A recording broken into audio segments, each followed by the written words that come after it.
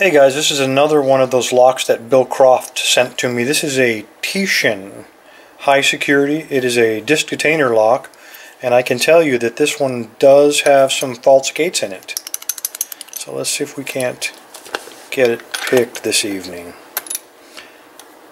I do have a key, but Bill has it mummified, so I can't show you that it works, but I have picked it one time trying to figure out what the false gates felt like. It does seem to work okay.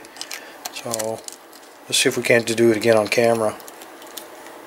Let me zero all the discs first.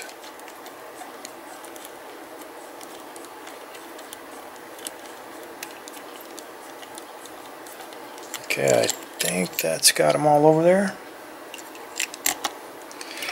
Alright, apply a little tension. And the discs in this one, I don't know where it's made. I don't think this is one of those Chinese ones. The discs are pretty close together.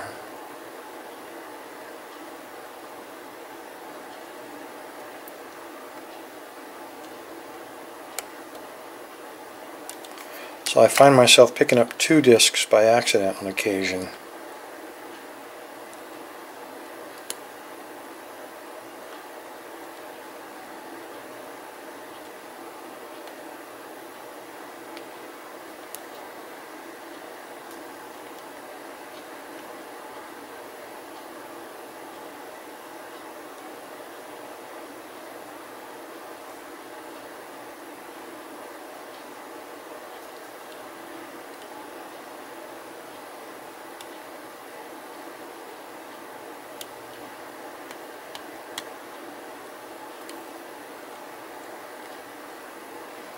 Trying to find the next one that's binding. I think I got the last two picked.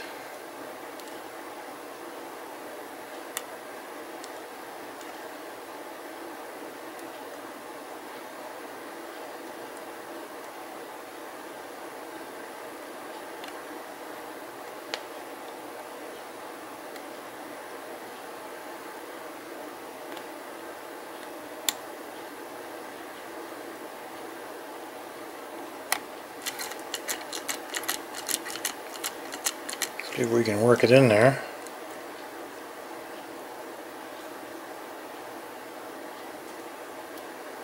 Sometimes you get it close, you can jiggle it into the gate, but I think I hit one of the false gates on this one.